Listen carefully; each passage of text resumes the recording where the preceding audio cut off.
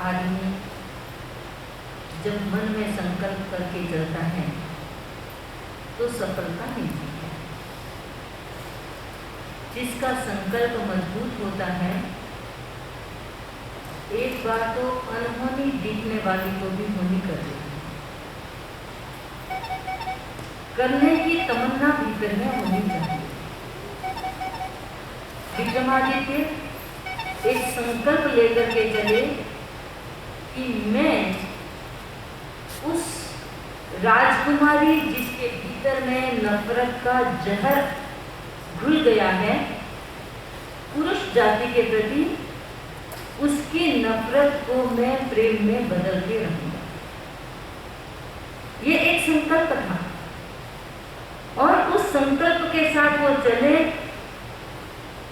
पहला पड़ाव डाला, उन्होंने देखा राजकुमारी के महल के पास जाकर कि उसका एटमॉस्फेयर क्या है। कोई भी इंसान जिस काम के लिए जाता है उसके बाहरी आबो हवा को देखता है, उसके बाहर का वातावरण क्या है, क्या फीलिंग देता है जब हम उसके पास जाते हैं।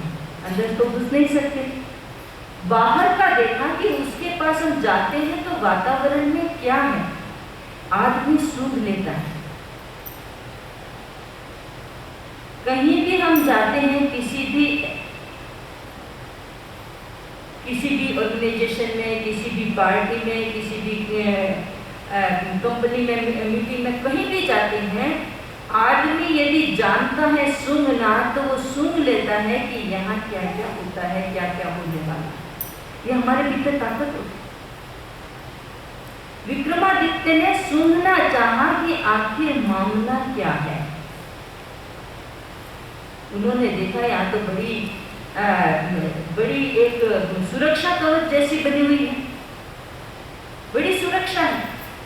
और खाली इंसान ही नहीं,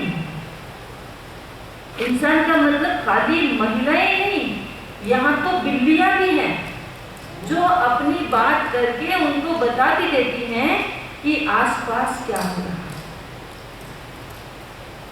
भट्टमात्र ने कहा भी यहाँ से रवाना हो जाए, क्योंकि वो पशुओं की बात समझता था, उनकी भाषा समझता था, इसलिए कहा भी यहाँ से रवाना हो जाइए, यहाँ रुकने का कोई काम नहीं। विक्रमादित्य, दो नर्तकियां, भट्टमात्र और अग्निदेवता, वहां से रूपमाला के घर की तरफ बढ़े। नर्तकियों ने कहा कि महाराज आप एक काम करें, हम यदि सभी स्त्री वेश में रहेंगे तो ज्यादा अच्छा रहेगा, पुरुष वेश में नहीं, क्योंकि हम एक मिशन के लिए आए हैं, मेरी बहन को मिलने के लिए, और मिशन में पुरुषों का कोई काम नहीं, इसलिए हम सब स्त्री वेश में रहेंगे, क्योंकि अब तक दोनों नर्तकियों के भी पुरुष वेश था। राजा को बात अच्छी लगी, कैसे करें? राजा ने कहा देखो, तुम अपना स्त्री वेश ले लो, जो तुमने पहले अडॉप्ट किया था पुरुष वेश, तुम अपने निजी स्वरूप में आ जाओ। मेरे पास ताकत है, क्योंकि उस समय जब देवता आए थे, उनके सामने प्रकट हुए थे, उन्होंने एक गुटिका दी थी, आपको याद होगा, जो वेश परिवर्तनी गुटिका थी, विक्रमादित्य को गिफ्ट में दी। विक्रमादित्य ने कहा ये मैं अपने मुंह में रखूंगा और मैं स्त्री वेश में आ जाऊंगा, स्त्री स्वरूप में आ जाऊंगा, वेश में नहीं, स्वरूप में आ जाऊंगा। और भट्टमात्र और बेताल को बदलने का कुछ भी जरूरत नहीं है। भट्टमात्र हमारी मंडली के व्यवस्थापक रहेंगे और अग्नि बेताल तुम हमारे मृदंग वादक रहेंगे, ढोल बजाने वाले रहेंगे। तुम वो वेश धारण कर लो अपने स्वरूप से, और हम पांचों जन अपने अपने रूप में आकर के और फिर आगे का प्लान करेंगे। पांचों जन ने एकदम अच्छी तरह से विक्रमादित्य ने गुटिका मुंह में रखी, तो इतने सुंदर थे ही वो, इतने तेजस्वी थे ही वो, उनकी आवाज इतनी मधुर हो गई चेहरा तेजस्वी था और इतनी सुंदर वो बन गए, नाम दे दिया अपना विक्रमा। अब से मुझे कहेंगे विक्रमा। और मैं अपनी मंडली की गायिका हूँ, क्योंकि उन्होंने संगीत का प्रशिक्षण ले रखा था। संगीत में बहुत माहिर थे, बचपन से संगीत शास्त्र पढ़े हुए थे। मैं गायिका हूँ अपने मंडली की, तुम दोनों नर्तकियां हो ही, क्योंकि रूपमाला जानती है तुम्हारी बहन, ये मृदंग वादक है, ये हमारी मंडली का संचालक है। चलो अब रूपमाला के घर गए। रूपमाला बड़ी खुश हुई अपनी बहनों को देख करके। 7 वर्ष के बाद मिल रही थी और बहुत अच्छा लगा। बहनें आई, गले मिली, आओ भगत की, बैठे, परिचय दिया बहनों ने। ये हमारे मृदंग वादक है, ये हमारे व्यवस्थापक है, और ये हमारी अवंती की गायिका। तुमने नाम सुना है क्या विक्रमा का? हमने तो कभी नहीं सुना। अरे ये तो बहुत सुंदर गाती है। अच्छा, तो फिर तो बहुत अच्छा लगा। बात करते करते करते संध्या का समय आ गया। इतने में रूपमाला की दासी आई और उसने बताया कि आप लेट हो रहे हैं, आप बहनों से और मेहमानों से बाद में मिले हैं, आपको राजकुमारी के पास जाना है, वहां उनको नृत्य सिखा रहे हो, तो वहां जाना है। रूपमाला को याद आया और उसने कहा कि मैं आपसे बाद में मिलूंगी और मुझे राजकुमारी जी के पास जाना पड़ेगा। यदि मैं लेट गई, विलंब हुआ, तो वो नाराज हो जाएंगे और उनकी नाराजगी बड़ी खतरनाक होती है। ये लोग नाराज होते हैं, बड़ी खतरनाक नाराजगी होती है, मना नहीं सकते, बहुत करना पड़ता। कभी कभी गुरुदेव कहा करते थे, आचार्य तुलसी, किसी को भी नाराज करो, क्योंकि तुम सत्य कहोगे तो कोई नाराज तो होगा। तुम कुछ मनोनुकूल नहीं कहो तो नाराज तो होगा, पर कभी नाराज छोड़ना नहीं। नाराज हो जाए तो उसकी नाराजगी खत्म करके फिर अपना काम पूरा समझना। कहीं भी जाओ, एक दिन के लिए तो किसी को नाराज करना नहीं। कहीं भी जाओ 1 वर्ष के लिए तो नाराज तो होंगे कभी कभार, लेकिन किसी को भी नाराज छोड़ना नहीं चाहिए। लाइफ में उसको इतना प्रेम दो, इतना प्रेम दो कि वो सोचे नहीं कि नाराज भी हुए थे क्या। हमारी राजकुमारी इतनी खतरनाक नाराजगी वाली है, तो विक्रमा ने कहा ऐसी भी कोई महिला होती है क्या? महिलाएं तो ऐसी हो नहीं सकती, खतरनाक नाराजगी नहीं होती। नाराज होती है जल्दी से और मन भी जाती है जल्दी से। महिलाएं इतनी नहीं हो सकती। उसने कहा नहीं, हमारी राजकुमारी को आप नहीं जानते। उसके मन में एक बार नाराजगी आ गई तो बड़ी खतरनाक, इसलिए मैं तुमसे बाद में बात करूंगी, पहले मैं उनके पास जाती हूँ। ठीक है, कोई बात नहीं। आज मेरे विलंब हो गया है और हमारी राजकुमारी को पता चलेगा कि कौन आया, किसके लिए विलंब हुआ, तो भी मुश्किल है, क्योंकि वो कहेगी कि फिर तुम्हारी बहनें आई तो लाई क्यों नहीं जाती, चलो मेरे साथ चलो। या तो उन्होंने कहा साथ कैसे चलेंगे, हमारी मंडी को छोड़ के हम जा नहीं सकते और हमारे साथ तो पुरुष है, तो हम कैसे जाएं, इसलिए हम चलेंगे। रूपमाला चली गई। अब आप देखो कि उसकी सगी बहनें, दोनों सगी बहनें, कौन? मदनमाला और कामकला, जो नर्तकियां थी, अवंती की नर्तकियां, वो दोनों सगी बहनें उसके साथ हैं और बहन से बात कर रही हैं, लेकिन उनके पेट का पानी नहीं हिला कि हमारे साथ जो विक्रमा है वो कौन है। इतना गहरा पेट है क्या? हमारा अपना पेट इतना गहरा है क्या कि हम बात को पचा सकें? दुनिया में कई तरह के लोग होते हैं। एक तरह के वो लोग होते हैं जिनका पेट बड़ा होता है और जबान छोटी होती है। कई तरह के लोग होते हैं जिनकी जबान बड़ी होती है, पेट छोटा होता है। कई तरह के लोग हैं जिनके दोनों ही छोटे होते हैं, कई तरह के लोग हैं जिनके दोनों ही बड़े होते हैं। पेट बड़े का मतलब कोई पेट बड़ा नहीं, पेट बड़े का मतलब है बात को पचा लेना, डाइजेस्ट कर लेना बात। हिले नहीं, पेट का पानी ना हिले। हम देखें कि हम किस कैटेगरी हैं। क्या हमारे पेट का पानी हिले बिना हमको बेचैनी होती है कि चैन आता है? कई बार होते हैं ना, ये बात मैं तुमको बता नहीं पाती हूँ, किसी को नहीं बता। जब तुमको बता रही हूँ तो किसी को नहीं बता रही हूँ। 2 जन के पास गई तब तक तो ठीक है, तीसरे जन के पास चली गई कि मैं तुमको ही बता रही हूँ, तो मान के चलो 30 जनों के पास जाएगी, क्योंकि सब अपने फ्रेंड सर्कल, सबके फ्रेंड सर्कल होते हैं। आप 25 लोग मिलते हो, आप सोचते हो हम फ्रेंड हैं, राइट? आप 25 लोग ही फ्रेंड नहीं है, हर एक का अपना एक और सर्कल है। तो मैं तुम्हें बता रही हूँ, तुम किसी को नहीं बताना। मैं तुम्हें बता रही हूँ, तुम किसी को नहीं बताना, राइट? उतने में कहते बात आगे चली जाती। काम कला और मदन माला दोनों में इतनी पाचन शक्ति कि वो उसने अपनी सगी बहन को नहीं बताया कि विक्रमा कौन है, मृदंग वादक कौन है, हमारा पर्पस क्या है, हम यहाँ क्यों आए हैं। रूपमाला चली गई, राजकुमारी से जैसे ही भेंट हुई, राजकुमारी ने कहा क्या बात है, आज विलंब कैसे, समय निकल गया, आधा समय निकल गया। रूपमाला ने कहा कि मुझे माफ करना राजकुमारी जी, आज मैं थोड़ी सी विलंब हो गई, मेरी बहनें आई हैं और वो भी अपने मित्रों के साथ आई हैं, तो बातचीत करते करते टाइम निकल गया, टाइम का पता नहीं चला। तुम्हारी बहनें आई हैं तो लेके साथ में क्यों नहीं है? ये बात सही थी? नहीं।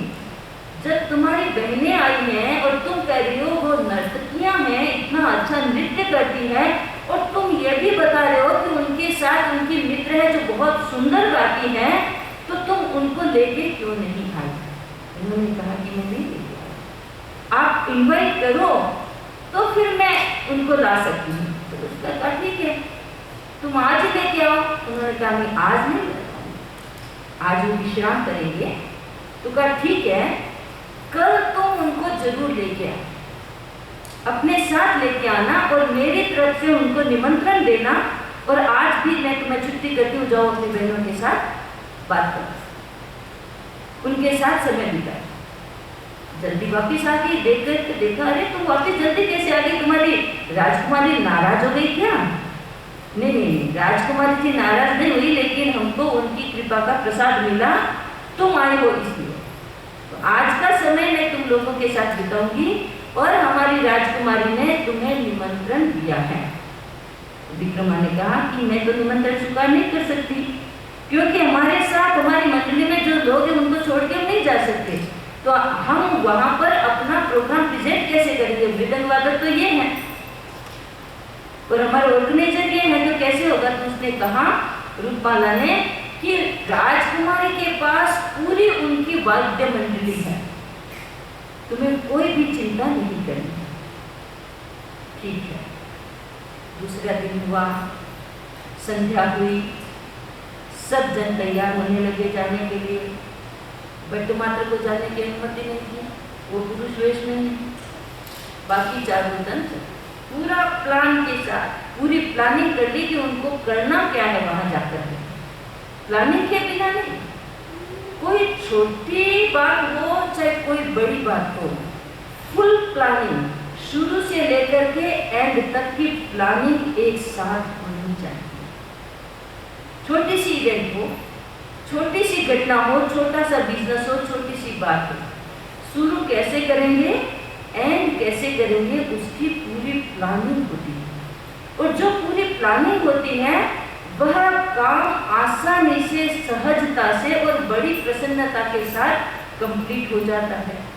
और यदि ऐसा नहीं होता है तो बीच बीच में बाधाएं आती हैं। हमारी लाइफ का कोई भी काम, आप किचन में काम करती है महिला, आपको पता है कि किचन में मुझे क्या क्या बनाना है, उसकी पूर्व तैयारी क्या है, उसका एंड कहाँ होता है, उसमें क्या टाइम लगेगा, मुझे कैसे कैसे करना है। जो प्लानिंग करके चलता है वो अपने टाइम में अंतिम काम भी पूरा कर लेता है। और जो टाइम में नहीं चलता तो फिर अच्छा क्या बनाऊं, तो पहले बनाए अच्छा मैं दाल भात बनाती हूँ, फिर भात भिगो, अरे रे ये तो गलत कर दिया, ये मुझे नहीं बनाना था, आज तो मुझे पिज़्ज़ा बनाना था, चावल भिगो के अलग रख दिए, अब वो दूसरी चीज़ बनानी, अरे पिज़्ज़ा तो नहीं, अच्छा अभी दूसरा, आप बना पाओगे कुछ भी नहीं बना, और कुछ भी बना भी लिया तो किचन की सफाई तक नहीं पहुंचोगे, खिलाने तक नहीं पहुंचोगे, लेट हो रहा है, चलो अभी बाद में खाएंगे। जो इंसान छोटी सी चीज के लिए भी प्लानिंग करके चलता है वो उस प्रोजेक्ट को पूरा करता है। हमें विक्रमादित्य ने प्लानिंग की, वहां जाकर के हमें प्रेजेंट क्या करना है, ऐसे ही जाकर के एंटरटेनमेंट नहीं करना, बातें नहीं करनी है, हम एक मिशन के साथ आए हैं, हम एक मिशन से जुड़े हुए हैं। गए वहां पर, जैसे ही रूपमाला, कामकला, मदनमाला, विक्रमा चारों जन साथ में थे, वो अदृश्य था, अग्निवेदा अदृश्य था, सामने नहीं था।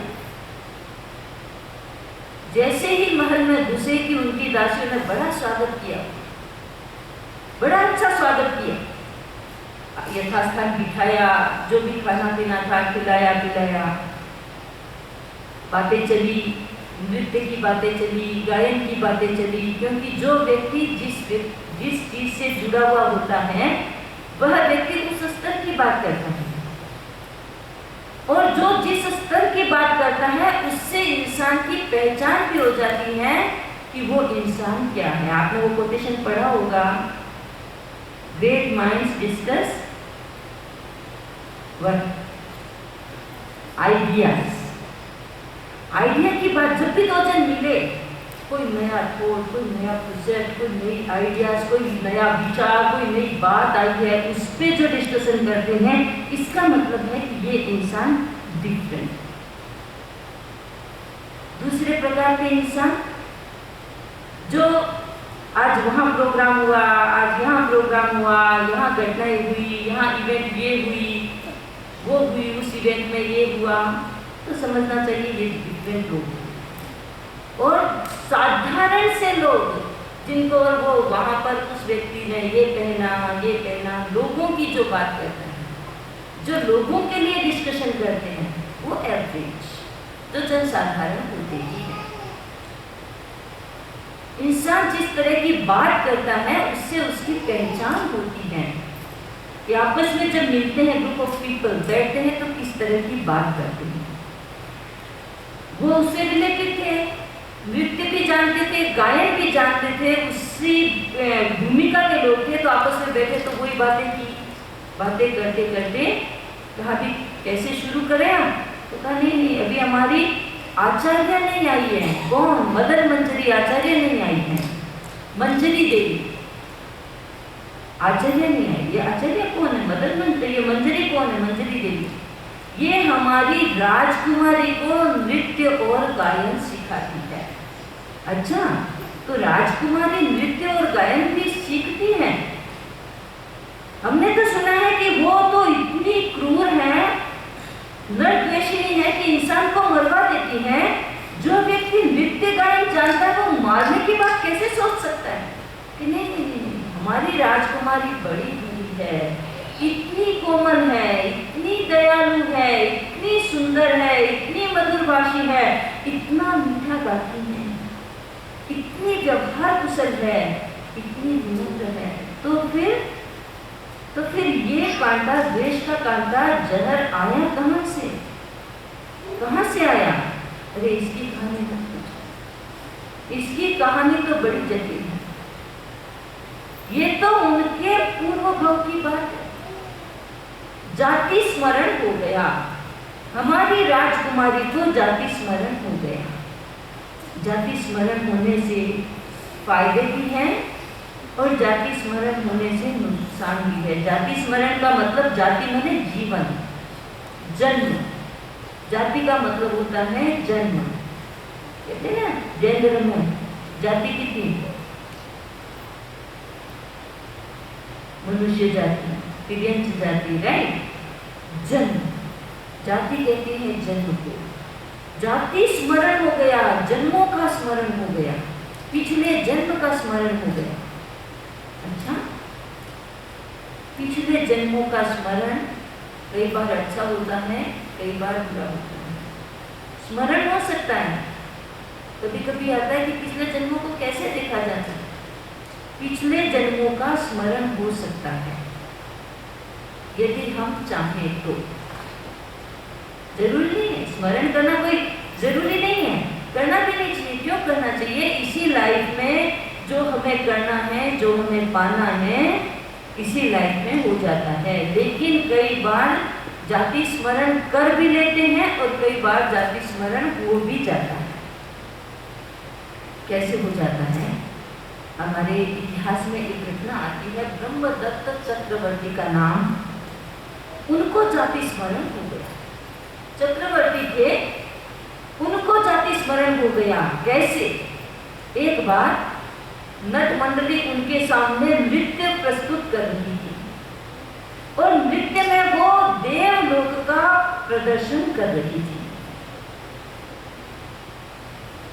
उन्होंने नृत्य को देखा, देखते देखते देखते देखते मन में आया, ऐसा नृत्य मैंने कहीं देखा है, ऐसा नृत्य मैंने कहीं देखा है, ऐसा नृत्य मैंने कहीं देखा है। अपने मन में क्या था ना, किसी इंसान को देखते हैं तो ऐसे बहुत परिचित लगता है, मैंने इसको कहीं देखा है। अब अपन याद करते हैं घटनाएं, कहाँ देख सकती हूँ, कहाँ देख सकती हूँ, और अचानक याद होता है, अच्छा मैंने वहां देखा है, अचानक याद है। ऐसे ही स्मृति हो जाती है पिछले जन्मों की। अब ब्रह्मदत्त चक्रवर्ती बैठे हैं सिंहासन पर, नृत्य को देख रहे हैं, सामने नृत्य है, मन चला गया, ऐसा मैंने कहीं देखा है। देखते देखते देखते देखते वो चले गए देवलोक में, देवलोक में चले गए। अच्छा, मैं देवलोक में, और ऐसा नृत्य मैंने वहां देखा, देवांगनाएं नृत्य कर रही थी। उसके साथ साथ उन्होंने एक चीज और भी देखी कि मेरा एक भाई मेरे साथ है वहां पर, लेकिन वो भाई अब मेरे साथ नहीं है। हम 5 जन्मों तक साथ थे, 4 जन्मों तक साथ थे, ये 5वां जन्म है। इसमें ये हमारा 6ठा जन्म है, 5 जन्मों तक हम साथ थे, ये हमारा जन्म था। बिछड़े क्यों? जब इतने जन्मों तक हम साथ रहे तो बिछड़ने का कहाँ आया, और वो है कहाँ अभी? मन में एक कुतूहल जगा। उन्होंने क्या किया, एक श्लोक बनाया, आस्वदासौ मृगौ हंसौ मातंगावमरौ तथा एषा नौ षष्ठिका जाति अन्योन्याभ्याम वियुक्तयोः।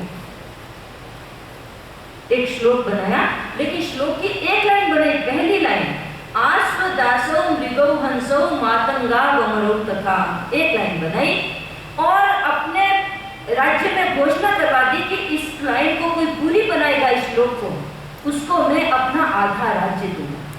चक्रवर्ती का राज्य तो 6 खंड का राज्य होगा, आधा राज्य मतलब 3 खंड का, 3 उपद्वीपों का राज्य, कितना बड़ा होगा। अब सब लोग उस लाइन को रट रहे हैं, और दूसरा कोई बताए इसकी सेकंड लाइन, कोई बताए इसकी सेकंड लाइन, मिल नहीं रही।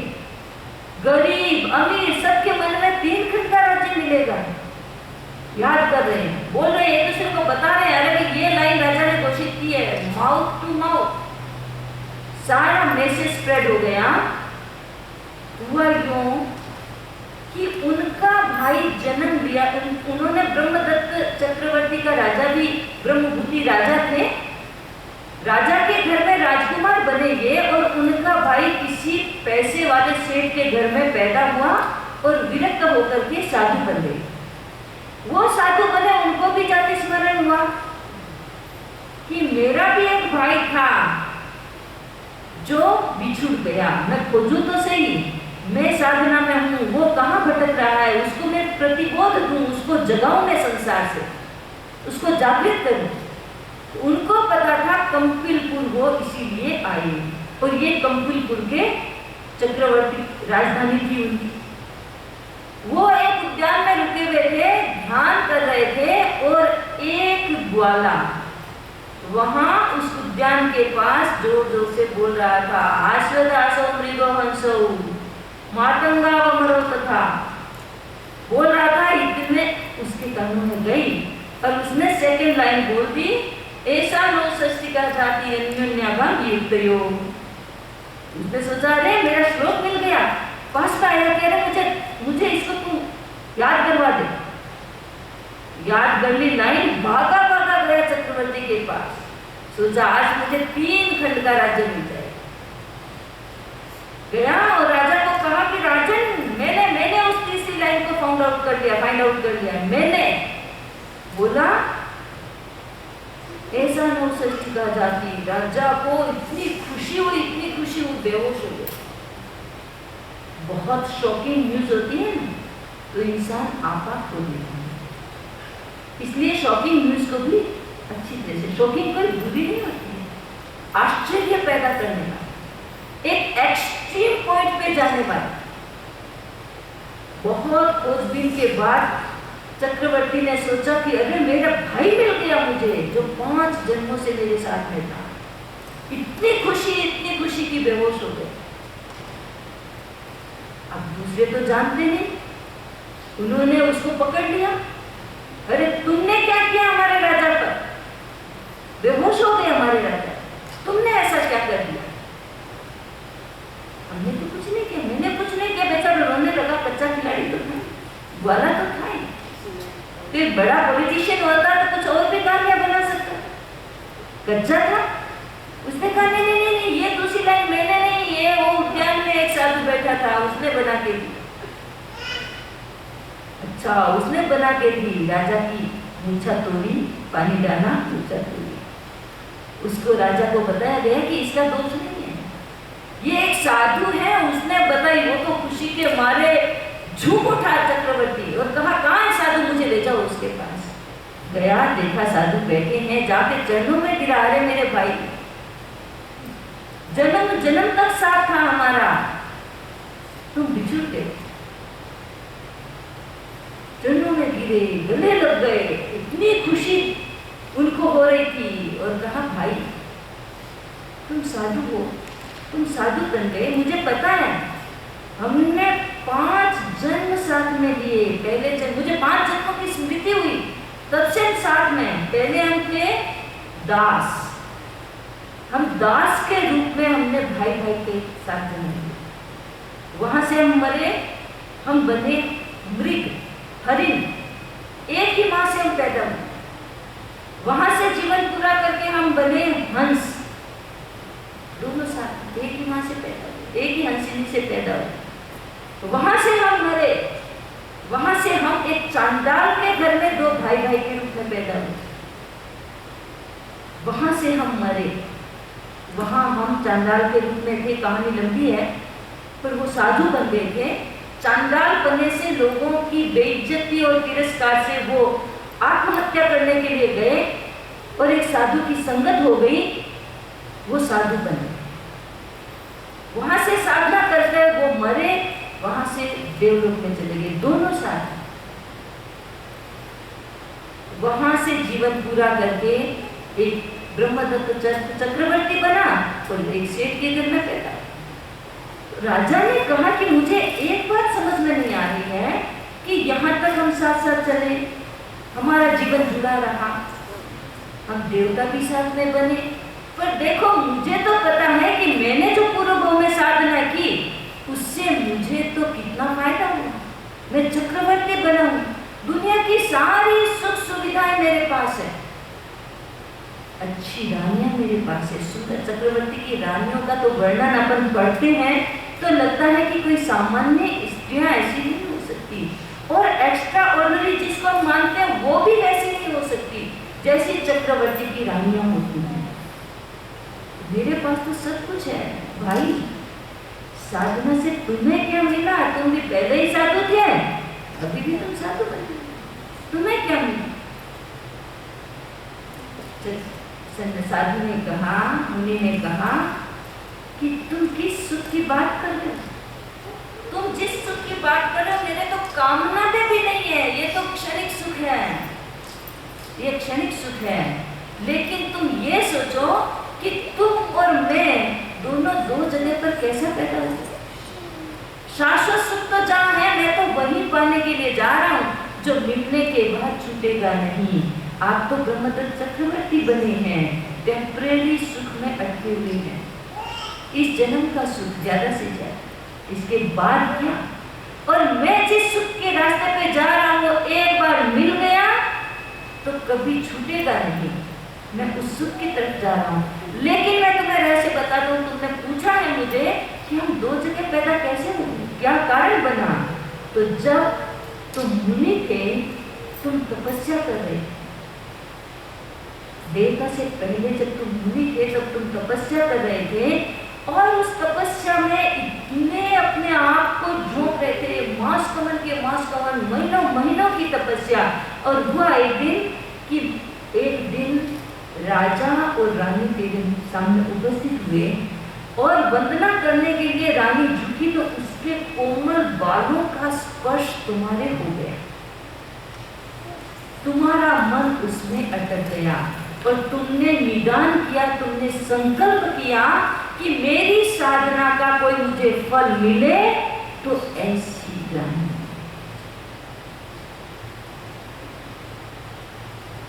कितनी बड़ी साधना, एक क्षण का प्रमाद, एक ही क्षण का प्रमाद। इसलिए कहते हैं अप्रमत्त रहो, जागरूक रहो, अपने जीवन के प्रति हमेशा जागरूक रहो।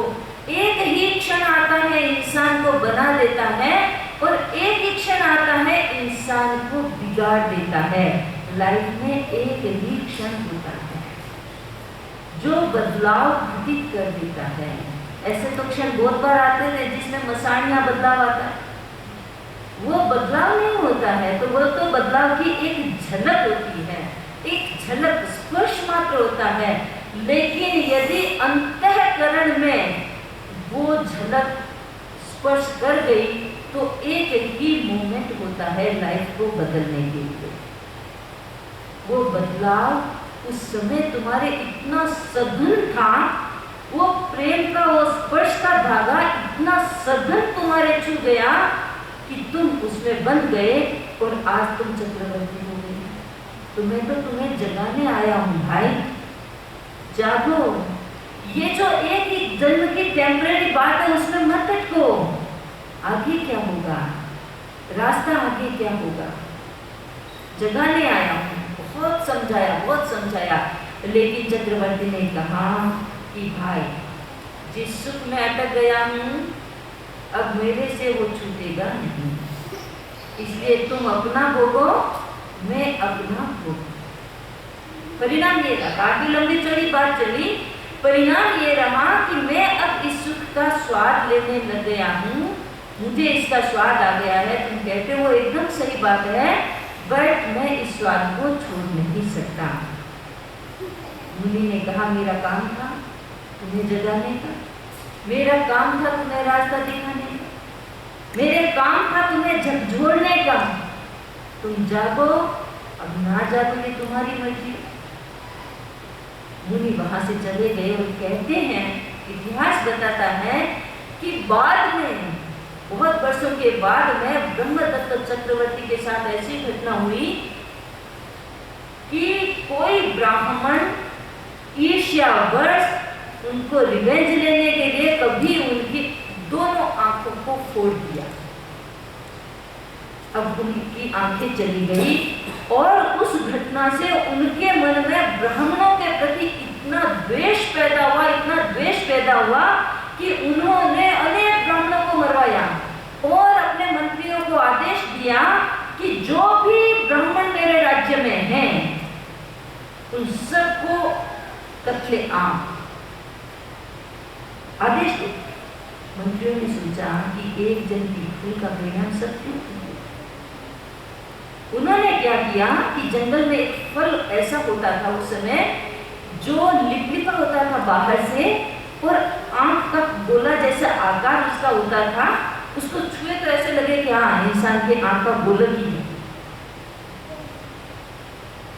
वो भर करके मंगवा के था उनके सामने, और उनको बता दिया कि काम जैसा आपने आदेश से दिया वैसा हो गया।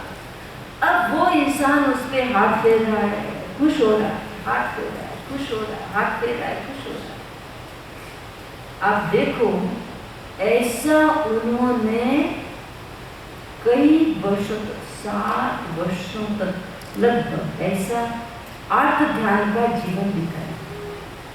एग्जैक्ट मुझे याद नहीं है, बट कई वर्षों तक आर्त ध्यान का जीवन बिताया, और इवेंचुअली वो ऐसे कर्मों का उन्होंने बंधन किया कि मार्गी में साथ में, और वो जो मुनि थे अपनी साधना करके और उन्होंने मोक्ष को प्राप्त किया। अलगाव हुआ दोनों का, और परमानेंट अभी तक अलगाव हो गए।